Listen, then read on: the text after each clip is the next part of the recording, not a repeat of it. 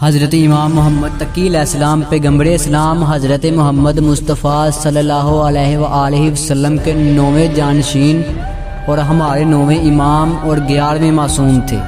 آپ کے والد امام علی رضا علیہ السلام تھے اور آپ کی والدہ ماجدہ جناب خیزران تھیں۔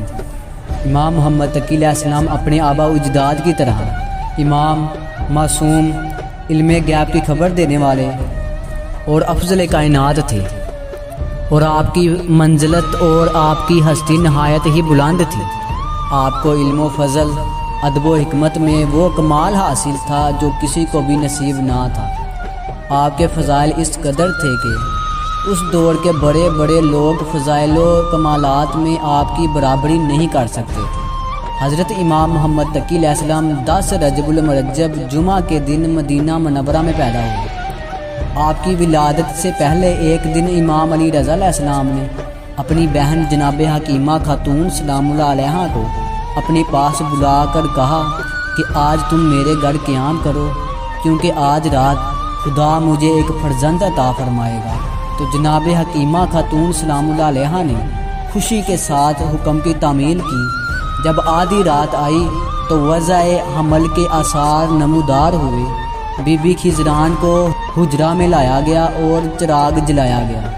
تھوڑی دیر میں امام محمد تقی علیہ السلام پیدا ہوئے اور تھوڑی دیر میں امام علی رضا علیہ السلام بھی حجرے میں آ گئے، اور امام محمد تقی علیہ السلام کو آغوش میں لیا اور پھر اپنی بہن کو دیا، اور محمد تقی علیہ السلام کی 2 دن آنکھیں بند رہیں۔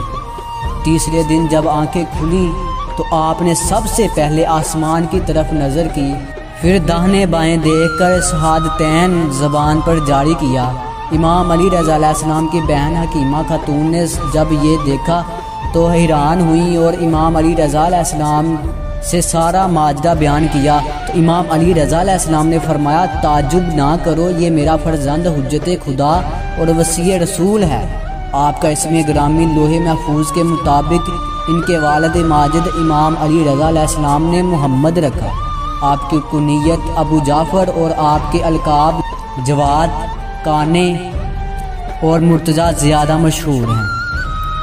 حضرت امام محمد تقی علیہ السلام کی ولادت 195 ہجری میں ہوئی۔